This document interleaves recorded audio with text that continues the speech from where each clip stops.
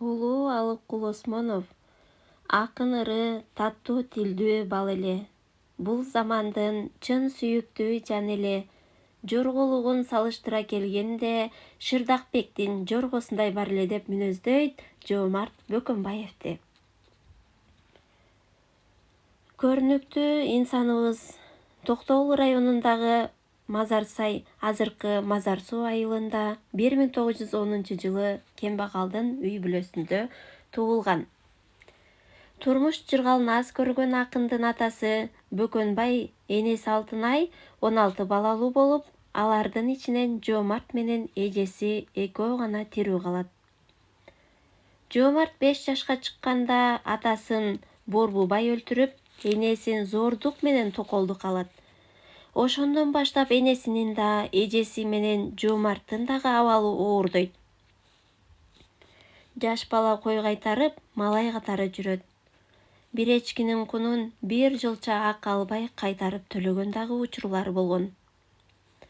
Башынан өткөргөн оор сыноолорун Жоомарт Бөкөнбаев ырларында дагы кошуп жазып өткөн. Ошол кой жайып, балалык чагы өткөн жер кооздугу менен атагы чыккан айтылуу Арым жайлоосу болот. Анын керемет сулуулугу, шылдырап аккан тунук булагы, көйкөлгөн талаасы акындын шыгын өтө эле эрте ойготот. Бала дүйнөнү дал ушул жерден таанып биле баштайт. Апасы Алтынай эл чыгармаларын эң жакшы билген, сөз багып, аны урматтаган, бир укканын унутпаган куйма кулак, улуу кепти укмуштуудай айта алган, оозунан бал тамган сөзмөр, ары, чебер ууз инсан эле. Ал жаш Жоомартка жомоктор менен уламыштарды, элдиги ар кандай ырларды айтып берүүдөн тажачу эмес. Бул ансыз да талантты аарып, ташкындап, агып жүргөн Жоомарттын шыгын ого бетер козгойт. Жаш кезинен аздектегени улуу акын Токтогул болот. Чындыгында эле Токтогулдун бүткүл кыргыз журту тамшанып уккан ыр күүлөрү акындын чыгармачылыгынын өнүгүшүнө чоң таасирин тийгизет. Өзүнүн залкар устатын Жоомарт Бөкөнбаев өмүрүнүн акырына чейин ыйык тутуп, анын талантына табынып, таазим кылып өтөт. Ошентип кыргыз жергесинин кооздугуна суктанып, Токтогул сыяктуу акындардын ыр күүлөрүн угуп, Жоомарт жаш кезинен эле поэзиянын ажайып дүйнөсүнүн бешигине бөлөнөт. Акындын бактылуу жашоосуна, талантынын гүлдөшүнө жаңы заман кеңири жол ачат. Эркиндик, теңдик колго тийди. Эми билим алып, жан дүйнөнү байытуу керек. Окусам деген ак эткенден так этип жүрүп, 1922 жылы Кетмен төбөдө жаңы ачылган Арым мектебине кирет. Ал жерде 2 жыл окуйт. Көзү ачыла баштаган Жоомарт окуусун улантууну көксөп, 1924-жылы Жалал-Абадка кетет.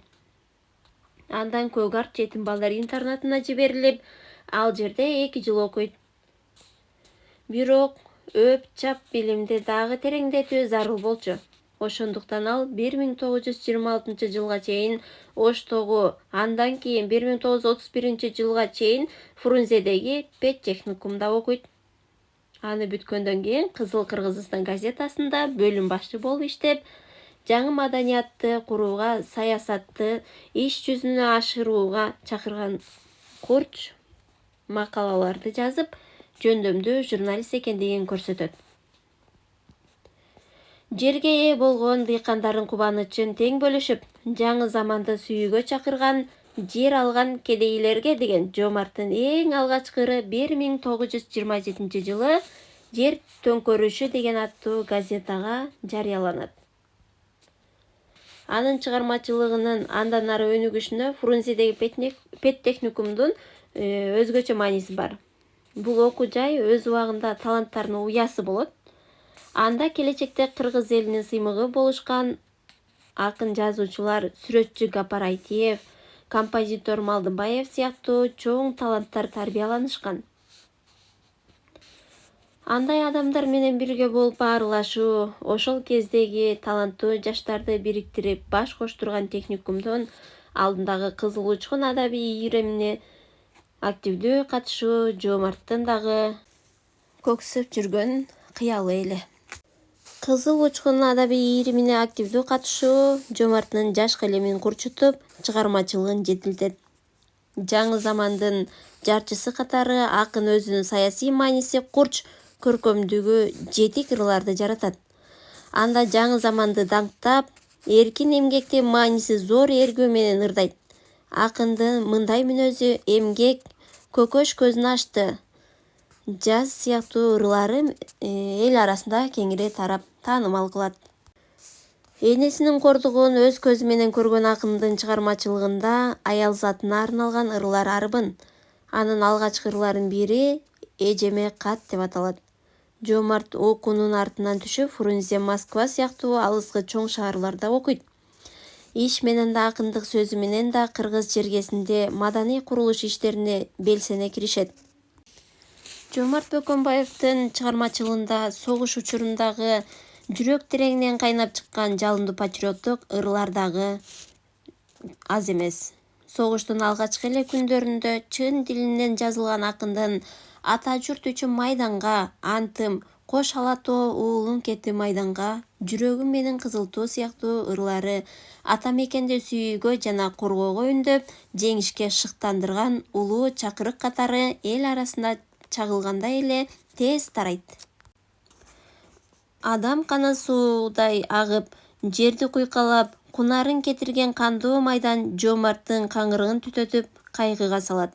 Бирок ушундай апаатта төгүлгөн канга, кыйылган кырчын өмүргө карабай кармашкан каарман жоокерлердин нойбас күчү, кетилбес эрки акынды толкундантып, адилеттүүлүктү, өлбөстүктү көкөлөтө даңктаган чыгарма жаратууга түрткү болот. Ал ажал менен ар намыстын кандуу кагылышын, өмүрдүн түбөлүктүүлүгүн көрсөткөн, жүрөк титиреткен «Ажал менен ар намыс» аттуу поэзиясын жазат. Кымбаттуу окуучулар, силердин китебиңердин 124-бетинде мына ушул акыныбыздын «Ажал менен ар намыс» деген поэмасы жазылган.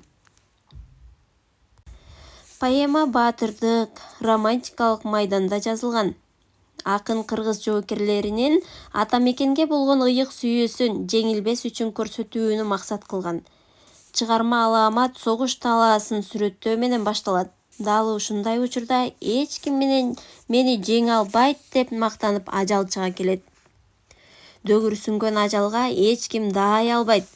Анын алдында баары күчсүздөй көрүнөт. Ага жалгыз гана ар намыс каршы чыгат. Эми балдар, ажал менен ар намыс беттешкенден кийин ал экөөнүн ортосунда кандай согуш жүргөндүгү тууралуу чыгарманы окуп, анан түшүнгөнүңөрдү мага айтып бересиңер.